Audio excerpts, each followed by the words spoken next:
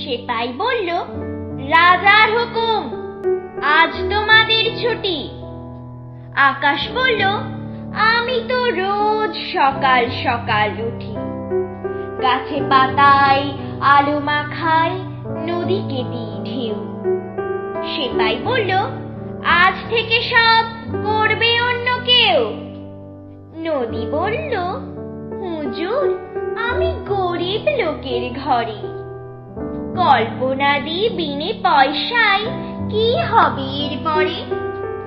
সেপাই বলল, রাজার আদেশ, খুব যে বুকের পাটা, খাল বিলেরা করবে সে কাজ, তোমারও নাম কাটা। রামধনুদের ভিড়ের থেকে 4-5 জন এসে বলল, হ্যাঁ গো সেপাই সাহেব, আমরা মাটির দেশে ছেলে মেয়েদের রাঙিয়ে তুলি কত রকম রঙে, দোকান থেকে আনবো কিনে, বলল রাজার ঢঙে। রোদেরা সব দাঁড়িয়েছিল, এসে বলল, সেলাম, আমরাও কি ওদের মতো ছুটির নোটিশ পেলাম? সেপাই বলল, নতুন রানীর রং করেছো কালো, তাই তো তিনি বেজায় চোটে, চলে যাওয়াই ভালো।